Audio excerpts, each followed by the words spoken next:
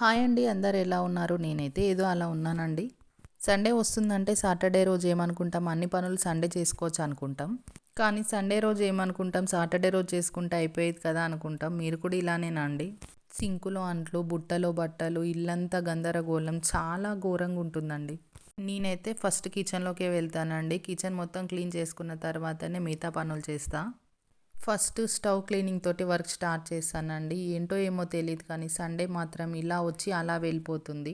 ఈ పనులన్నీ చేసుకునేసరికి ఉన్న టైం కాస్త అయిపోతుందండి. వేరే పనులు చేయడానికి, వేరే వర్క్ చూసుకోవడానికి కూడా టైం సెట్ కాదు. అదేంటో కానీ వర్కింగ్ డేలా అస్సలు టైం అవుతున్నట్టు అనిపించదు. సండే ఒక్కటి వస్తే మాత్రం ఆ రోజు తొందరగా టైం గడిచిపోతుంది.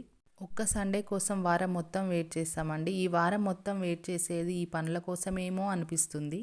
1 వీక్ మొత్తం ఆఫీస్లో డ్యూటీ చేస్తాం. సండే మాత్రం ఇంట్లో డ్యూటీ చేస్తాం. మన డ్యూటీ మనకు ఉంటుందండి. ఎంత వద్దనుకున్నా అది మన వెంట పడుతూనే ఉంటుంది.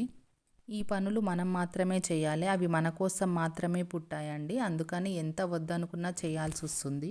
సండే వస్తే అక్కడికి వెళ్ళాలి, ఇక్కడికి వెళ్ళాలి అనే ఆలోచనలు ఉంటాయండి. కానీ ఇల్లు ఇలా చూసేసరికి ఎక్కడికి వెళ్ళాలనిపించదు.